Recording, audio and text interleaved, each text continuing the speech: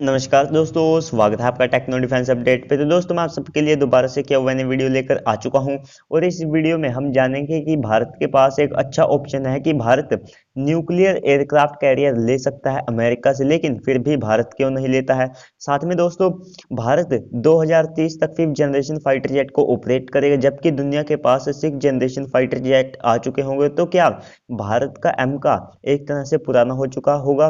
और साथ में दोस्तों 5th जनरेशन भारत क्यों बना रहा है, क्योंकि उस समय तक 6th जनरेशन की टेक्नोलॉजी आ जाएगी। साथ में दोस्तों क्या पाकिस्तान रूस से मिग 35 खरीद सकता है हमारे राफेल को काउंटर करने के लिए। और साथ में FC-31 राफेल को टक्कर दे सकता है। क्या ये भारतीय नौसेना के लिए एक बड़ा खतरा बन सकता है। साथ में दोस्तों भारत ने इतनी जल्दी जो स्वार्म ड्रोन टेक्नोलॉजी है उसे कैसे बना लिया, और क्या हम एक 29K के जो इंजन है उन्हें राफेल के इंजन से रिप्लेस कर सकते हैं। ऐसे ही कुछ सवालों के आंसर मैं आपको इस वीडियो में देने वाला हूं, साथ में आपके जो डाउट है उन्हें भी मैं क्लियर करने वाला हूं। तो चलिए दोस्तों अपनी वीडियो को शुरू करते हैं, लेकिन उससे पहले अगर आपने चैनल को सब्सक्राइब नहीं किया है तो प्लीज चैनल को सब्सक्राइब कर दीजिए, साथ में बेल आइकन को भी दबा दीजिए ताकि आपको ऐसे ही डिफेंस रिलेटेड वीडियोस मिलती रहे। और अगर आपका भी कोई क्वेश्चन है तो उसे आप कमेंट सेक्शन में लिख दीजिएगा। तो दोस्तों सबसे पहला क्वेश्चन यहाँ पर आ जाता है एपी वर्ल्ड जी की तरफ से, why India not take aircraft carrier on lease through USS like USS Kitty Hawk. तो देखिए दोस्तों इनका कहना है कि भारत अमेरिका से अपना सबसे पहला न्यूक्लियर एयरक्राफ्ट कैरियर जो कि किटी हवॉक हो सकता है उसे लीज पर क्यों नहीं लेता है। तो दोस्तों सबसे पहले हम समझते हैं कि जो ये एयरक्राफ्ट कैरियर है ये एक न्यूक्लियर पावर्ड एयरक्राफ्ट कैरियर है, तो इसकी जो कॉस्ट है वो भारत को बहुत ज़्यादा पड़ेगी, बिलियंस ऑफ डॉलर की ये डील होगी। साथ में दोस्तों इसकी जो मेंटेनेंस होगी वो बहुत ज़्यादा हाई रहेगी, लाइफ टाइम में ये भारत के बजट को एक तरह से इफेक्ट करता रहेगा। और इसके लिए भारत को एक लंबे समय की ट्रेनिंग भी लेनी पड़ेगी, लगभग 1 साल का समय तो बड़ी आसानी से लग जाएगा। और साथ में ये कैटोबार सिस्टम से लैस है, तो ये और ज़्यादा महंगा भारत को पड़ने वाला है। तो देखिए दोस्तों इसके बाद ये 80,000 टन का न्यूक्लियर पावर्ड एयरक्राफ्ट कैरियर है जो अपने साथ 90 एयरक्राफ्ट को कैरी कर सकता है। लेकिन दोस्तों अमेरिका इसको 5 बिलियन से कम भारत को बिल्कुल भी नहीं देने वाला है। साथ में दोस्तों भारत को एक तरह से ऑफर तो हो चुका है, आप स्क्रीन पर आर्टिकल भी देख सकते हैं, अमेरिका ने इसे 2015 में भारत को एक तरह से ऑफर किया था। लेकिन दोस्तों इसके बाद इसके ऊपर 90 एयरक्राफ्ट आते हैं जिनमें हेलीकॉप्टर्स F-18 सुपर हॉर्नेट अवॉक्स और जो ट्रेनिंग का सब अगर आप खर्चा मिला देते हैं तो ये सब मिलकर भारत को 10 बिलियन यूएस डॉलर में एक तरह से पड़ने वाला है।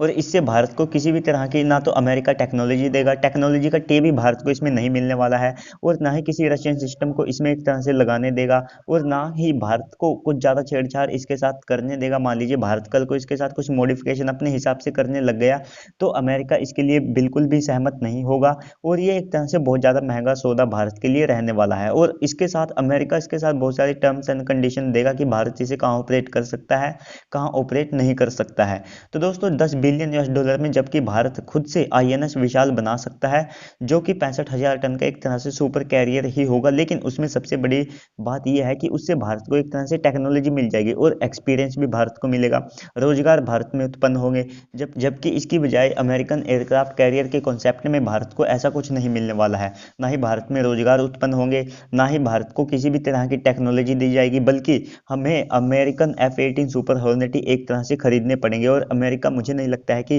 राफेल को भी एक तरह से परमिशन देगा इसके ऊपर ऑपरेट करने की। तो दोस्तों ये कुछ कारण है कि भारत ने अभी तक अमेरिका का न्यूक्लियर पावर्ड एयरक्राफ्ट कैरियर नहीं खरीदा है, जबकि अमेरिका खुद से भारत को एक तरह से ऑफर भी कर चुका है। दोस्तों अगला क्वेश्चन यहाँ पर आ जाता है वैभव पवार जी की तरफ से, जब इंडिया 2030 तक 6th जनरेशन के फाइटर जेट बना सकता है तो क्यों हम 4th और 5th जनरेशन के फाइटर जेट बना रहे हैं। तो देखिए वैभव जी सबसे पहले हम समझते हैं जो टेम्पेस्ट जिसे यूके इटली और स्वीडन एक तरह से बना रहे हैं और भारत को भी इसका ऑफर मिला था। और दोस्तों इनकी बजाय जो FCS यानी कि फ्यूचर कॉम्पैक्ट एयर सिस्टम जो होगा जिसे फ्रांस जर्मनी स्पेन मिलकर बना रहे हैं, टेम्पेस्ट 2035 और जो FCAS है ये 2040 तक एक तरह से ऑपरेशनल होंगे। 2030 तक कोई भी फाइटर जेट जो 6th जनरेशन का है वो ऑपरेशनल नहीं होने वाला है। हालांकि अमेरिका का FA-XX जो फाइटर जेट है वो एक तरह से ऑपरेशनल हो सकता है। तो दोस्तों उस समय तक 6th जनरेशन के फाइटर जेट नहीं होंगे किसी भी देश की सेना में एक तरह से ऑपरेशनली शामिल। और इसके बाद अमेरिका, फ्रांस और यूके अपने 6th जनरेशन फाइटर जेट को एक तरह से अपनी सेना में शामिल कर भी लेते हैं 2030 तक, जो कि एक तरह से होने वाला नहीं है। तब भी कोई बड़ी बात इनके लिए नहीं है, क्योंकि इनके पास फाइटर जेट को बनाने का एक तरह से अच्छा एक्सपीरियंस है। आप देखिए, अमेरिका के पास अच्छा एक्सपीरियंस है, फ्रांस के पास, यूके के पास, और साथ में जर्मनी और जितने छोटे छोटे यूरोपियन देश है, भी यूरोफाइटर टाइफोन की मदद से एक तरह से अच्छा खासा एक्सपीरियंस गेन कर चुके हैं। तो वहीं पर भारत ने अपना जो फाइटर जेट का प्रोग्राम है उसे असली तौर पर अगर देखा जाए तो उसे 2020 से ही शुरू किया है।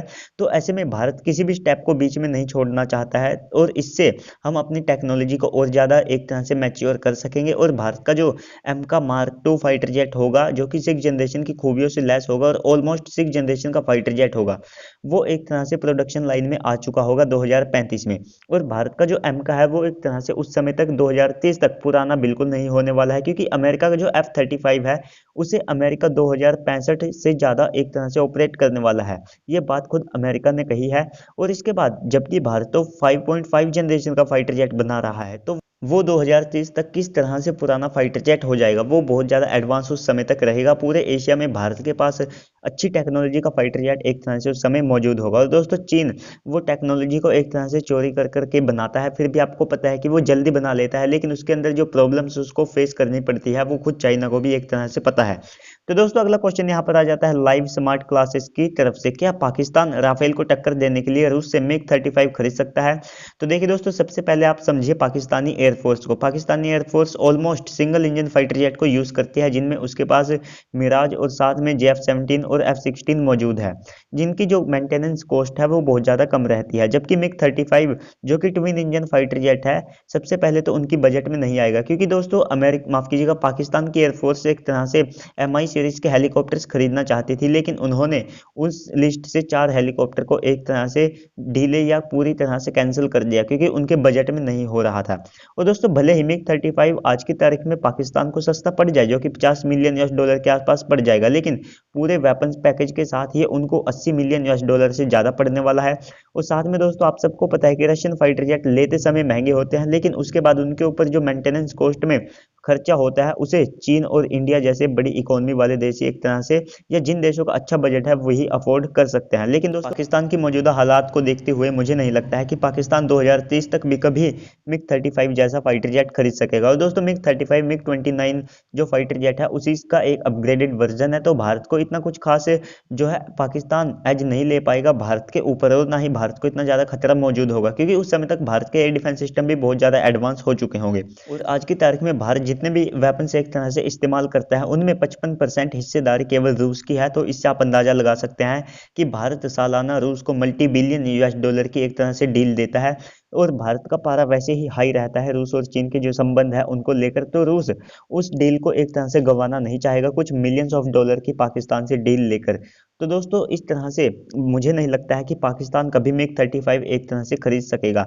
और इस सब के बीच जो भारत है वो पाकिस्तान के लिए एक बड़ी समस्या रहेगा, क्योंकि दोस्तों भारत कभी भी मिग-35 को सप्लाई नहीं होने देगा पाकिस्तान को, क्योंकि जो पाकिस्तान है वो अपना पूरा दम लगाकर भी मिलियंस ऑफ डॉलर की केवल जो रूस है उसे डील दे सकता है, जबकि दोस्तों भारत उसे मल्टी बिलियन US डॉलर की सालाना डील देता है। और साथ में दोस्तों, मिग-35 का जो इंजन है उसकी लाइफ टाइम केवल 4000 घंटे है, जो कि अपग्रेड भी किया गया है। और जो मिग-35 फाइटर जेट है उसकी जो लाइफ टाइम है वो 8000 घंटे है।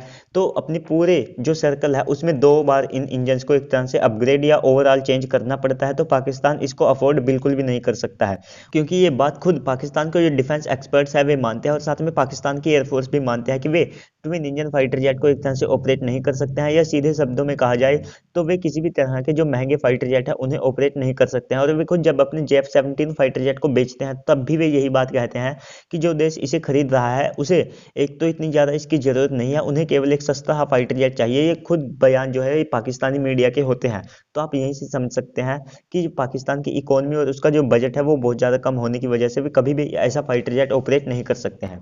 तो दोस्तों, अगला क्वेश्चन यहाँ पर आ जाता है सुमित्रा जी की तरफ से, if India buy Rafale for Indian navy can it challenge Chinese navies FC-31? तो देखिए दोस्तों, सबसे पहले हम जान लेते हैं FC-31 के बारे में। तो देखिए दोस्तों, FC-31 जिसे J-31 फाइटर जेट भी एक तरह से कहा जाता है, इसने कुछ खास इतने अच्छे रिजल्ट नहीं दिए हैं जो चीन है। और साथ में दोस्तों, ये जो J-20 है उसका हद से ज़्यादा डाउनग्रेडेड वेरिएंट है। और इसकी जो रेंज है वो केवल 2000 किलोमीटर है, जबकि राफेल की जो रेंज है वो 3700 किलोमीटर है। और दोस्तों इसमें RD-93 इंजन लगा है, जो कि एक तरह से स्टेल्थ फीचर को इसमें बहुत ज़्यादा लेस कर देता है। जबकि दोस्तों चाइना ने जो J-31 या FC-31 फाइटर जेट है, इसे स्टेल्थ को एक तरह से ध्यान में रखते हुए बनाया था। और ये जो RD-93 इंजन है, ये 85 किलो न्यूटन की जो थ्रस्ट है उसे जनरेट करता है। जबकि दोस्तों चाइना इसमें खुद का WS-13E इंजन लगाना चाहता है, जिसे वो अपग्रेड करके 101 किलो न्यूटन थ्रस्ट इस इंजन से चाहता है। जबकि दोस्तों जो चीन है, उसको जो उसके इंजन है उनमें इतनी कुछ खास महारत हासिल नहीं हुई है, ना ही उनको उनके आवश्यकता के अनुसार जो है थ्रस्ट और जो रिजल्ट वे मिल पाए हैं। जबकि दोस्तों चाइना के पास इतना ज़्यादा पैसा है और वो जो टेक्नोलॉजी है उसको चोरी करने के बावजूद भी एक सक्सेसफुल इंजन नहीं बना सके हैं। साथ में दोस्तों इसमें जो एवियोनिक्स और जो रडार लगा है, उसमें भी चाइना को बहुत ज़्यादा एक तरह से ASR रडार का इसमें इस्तेमाल किया गया है। लेकिन दोस्तों उसमें भी बहुत ज़्यादा एक तरह से प्रॉब्लम्स चाइना को फेस करनी पड़ती है। जबकि दोस्तों वहीं पर जो राफेल का M वेरिएंट है, यानी कि दोस्तों जो नेवल वेरिएंट है, वो इससे बहुत ज़्यादा अच्छा है। ये किसी भी तरह से जो भारत का राफेल अगर चुना जाता है इंडियन नेवी के लिए, जिसके बहुत ज़्यादा चांसेस है, उसको ये कहीं पर भी टक्कर नहीं दे सकता है। क्योंकि दोस्तों राफेल में स्पेक्ट्रा जैसा बेहतरीन काउंटर मेजर सिस्टम लगा है, साथ में बेहतरीन मैन्योरेबिलिटी है उसके अंदर, और उसमें रिलायबल इंजन है। और यहीं पर उसके अंदर एयर टू एयर जो मीटियोर मिसाइल लगी है, जो कि 60 किलोमीटर का नो एस्केप जोन रखती है। तो दोस्तों इस तरह से जो राफेल है उसमें वेपन पैकेज भी सबसे डेडली है, और साथ में उसमें एवियोनिक्स का सबसे ज़्यादा इस दुनिया में इस्तेमाल किया गया है, जो F-35 और साथ में जो F-22 रैप्टर है। और दोस्तों एवियोनिक्स के मामले में तो कई बार राफेल जो F-35 है उससे आगे ही निकल जाता है। और दोस्तों इसके बाद किसी भी तरह से जो चाइना का J-20 या फिर J-31 है, वे इंडियन नेवी के लिए खतरा नहीं बन सकते हैं। तो दोस्तों इसके बाद अगला क्वेश्चन यहाँ पर आ जाता है प्रियांशु जी की तरफ से, इंडिया ने स्वार्म ड्रोन टेक्नोलॉजी इतनी जल्दी कैसे बना ली? तो देखिए दोस्तों, इंडियन एयरफोर्स अपने जो स्वार्म ड्रोन टेक्नोलॉजी है उसे एक तरह से पूरी दुनिया के सामने रख चुकी है। लेकिन दोस्तों भारत ने इतनी जल्दी इस टेक्नोलॉजी को कैसे बना लिया? तो इसमें मुझे सबसे बड़ा हाथ लगता है कि इसके बारे में कोई भी किसी भी तरह का खुलासा नहीं किया गया है। इसे सीक्रेटली एक तरह से भारतीय वायुसेना और साथ में DRDO की तरफ से बनाया गया है। अगर दोस्तों भारत इस प्रोजेक्ट को पब्लिक कर देता तो सबसे पहले बहुत से देश भारत को इसमें जो है ऑफर देते मदद का। तो यही इसमें सबसे बड़ी बात है कि भारत ने इसमें किसी भी तरह की मदद नहीं ली है। अगर भारत को एक तरह से इसमें मदद मिलती तो सबसे पहले ये प्रोजेक्ट वहीं पर लटक जाता, क्योंकि दोस्तों सबसे पहले तो ये डील पेपर पर ही नहीं साइन होती, और उसके बाद इस पर बहुत लंबे समय के बाद एक तरह से काम शुरू होता। और साथ में इसमें सबसे बड़ा जो हाथ है वो इंडियन एयरफोर्स का है, क्योंकि उन्होंने खुद इसमें हिस्सा लिया और अपनी एक टीम को इसके लिए एक तरह से तैयार किया, जो इसकी टाइमलाइन को एक तरह से सही पर चला सके। और दोस्तों इसमें मुझे नहीं लगता है कि ये जो है बहुत ज़्यादा जल्दी बने हैं, हालांकि बस ये है कि ये टाइम पर बने हैं। इसमें किसी भी तरह का जो भारत को एक तरह से डिले नहीं हुआ है, ये एक पूरे टाइम पर बने हैं जैसा कि भारत चाहता था। इसमें किसी भी तरह की विदेशी मदद नहीं ली गई, और साथ में इसको किसी भी तरह से पब्लिक नहीं किया गया। इसको पूरी तरह से सीक्रेटली एक तरफ से इंडिया की तरफ से बनाया गया है। तो दोस्तों अगला क्वेश्चन यहाँ पर आ जाता है, क्या राफेल का इंजन मिग 29K के इंजन में लग सकता है? क्योंकि दोस्तों भारत का जो मिग 29K फाइटर जेट है वो और ज़्यादा रिलायबल बन जाएगा। तो देखिए दोस्तों सबसे पहले दोनों इंजन्स के बारे में जान लेते हैं। जो राफेल का इंजन है उसकी लेंथ 139 इंच है, और उसका जो डायमीटर है वो 27 इंच है, और उसका जो ड्राई वेट है वो 870 किलोग्राम है। और दोस्तों वो 50 किलो न्यूटन की जो थ्रस्ट है वो जनरेट करता है, और साथ में आफ्टर बर्नर के साथ वो 75 किलो न्यूटन की जो थ्रस्ट है उसे जनरेट करता है। और दोस्तों दोनों इंजन 150 किलो न्यूटन की थ्रस्ट है वो जनरेट करते हैं। और वहीं पर RD-33 इंजन जो कि मिग 29 में एक तरह से इस्तेमाल किया जाता है, उसकी बात करें तो ये इससे बहुत ज़्यादा बड़ा है और साथ में ज़्यादा थ्रस्ट जनरेट करता है। इसकी लेंथ 166 इंच है, और साथ में डायमीटर 40 इंच, और इसका जो वेट है वो भी 1000 किलोग्राम है। और दोस्तों इसका जो ड्राई थ्रस्ट है वो 50 किलो न्यूटन, और आफ्टर बर्नर के साथ ये 81 किलो न्यूटन से भी ज़्यादा की जो थ्रस्ट है उसे जनरेट कर देता है। यानी कि दोनों इंजन 162 किलो न्यूटन की जो थ्रस्ट है उससे थोड़ी सी ज़्यादा जनरेट करते हैं। तो दोस्तों ऐसे में भारत को आवश्यकता है कि हम और ज़्यादा पावरफुल इंजन बनाएं। जबकि दोस्तों जो राफेल का स्नैकमा का M88 इंजन है वो 150 किलो न्यूटन थ्रस्ट जनरेट करता है, जो कि इससे 12 किलो न्यूटन जो थ्रस्ट है वो कम हो जाती है। और इसके कारण अगर हम स्नैकमा का एक तरह से इसमें इंजन एक तरह से आप इमेजिन कीजिए कि भारत को मिल भी जाता है, तब भी भारत को उसमें कुछ ज़्यादा सक्सेसफुल जो रिजल्ट है वे नहीं मिलेंगे, क्योंकि इससे जो मिग 29K है उसकी रिलायबिलिटी तो बढ़ जाएगी, लेकिन उसकी जो एक तरह से मैक्सिमम टेक ऑफ वेट की जो क्षमता है वो बहुत ज़्यादा कम हो जाएगी, वो अपने फुल पेलोड के साथ नहीं उड़ान भर सकेगा। और साथ में दोस्तों उसकी जो स्पीड है और मैन्योरेबिलिटी है वो भी बहुत ज़्यादा कम हो जाएगी। और दोस्तों इसके बाद आ जाता है कि राफेल में भी तो सेम इंजन लगा है, वे भी तो इसको एक तरह से इस्तेमाल करते हैं, तो मिग 29K में इसको इस्तेमाल क्यों नहीं किया जाता है? राफेल भी तो अपनी फुल कैपेसिटी के साथ एक तरह से उड़ान भर सकता है, जो एयरक्राफ्ट उनका कैरियर है। तो देखिए दोस्तों इसके लिए सबसे पहले समझते हैं, राफेल को भी एक एयरक्राफ्ट कैरियर से ऑपरेट किया जाता है। साथ में दोस्तों उनका जो न्यूक्लियर पावर्ड एयरक्राफ्ट कैरियर है वो कैटोबार सिस्टम से लैस है, यानी कि दोस्तों अगर थ्रस्ट कम भी है तब भी वो राफेल को उसके पूरी मैक्सिमम टेक ऑफ वेट के साथ जो है टेक ऑफ करा सकता है। जबकि दोस्तों भारत का जो मिग 29K है वो पूरी तरह से स्टोबार सिस्टम से ऑपरेट किया जाता है, यानी कि इसकी जंप का उसमें एक तरह से सहारा लिया जाता है। तो इसमें जो इंजन है उसको और ज़्यादा पावर की आवश्यकता होती है, जबकि दोस्तों जो कैटोबार सिस्टम है उसमें अगर थ्रस्ट कम भी रहेगी तब भी उस पर काम एक तरह से चल जाता है। तो दोस्तों इस तरह से मिग 29K के अंदर 150 किलो न्यूटन थ्रस्ट वाले इंजन का एक इस्तेमाल नहीं किया जा सकता है, क्योंकि दोस्तों नेवी के फाइटर जेट बहुत ज़्यादा भारी भरकम और साथ में बहुत ज़्यादा पावरफुल फ्रेम के साथ आते हैं, तो इस तरह से उनका जो वेट है वो थोड़ा सा और ज़्यादा बढ़ जाता है। तो इस कारण से उनके अंदर जो कम थ्रस्ट वाले इंजन है उनका इस्तेमाल नहीं किया जाता है। हालांकि दोस्तों जब वे एक तरह से लैंडिंग करते हैं तब भी उनका जो आफ्टर बर्नर है वो कई बार चला रहता है, ताकि अगर किसी भी वायर में अगर उनकी जो हुक है वे नहीं फंसे तब भी वे बड़ी आसान से वहां से टेक ऑफ कर सके। तो नेवी के पास एक तरह से बहुत ज़्यादा रिस्क रहता है एक एयरक्राफ्ट कैरियर पर जो एक फाइटर जेट है उसे ऑपरेट करते समय। तो दोस्तों उम्मीद करता हूँ आपको ये वीडियो पसंद आई होगी। अगर आपको ये वीडियो पसंद आई हो तो इस वीडियो पे लाइक कीजिए, और साथ में दोस्तों अगर आप चैनल पर नए हैं तो प्लीज़ चैनल को भी सब्सक्राइब करके बेल आइकन को दबा दीजिए, ताकि आपको ऐसे ही डिफेंस से रिलेटेड वीडियोस मिलती रहे। और साथ में दोस्तों मैं अगले संडे भी आपके लिए क्यों ने वीडियो लेकर आऊँगा, तो आप उसके लिए अपने जो क्वेश्चन है उन्हें कमेंट में लिख सकते हैं। तो चलिए दोस्तों आज की इस वीडियो में इतना ही, मिलते हैं अगली वीडियो में, तब तक के लिए गुड बाय, जय हिंद।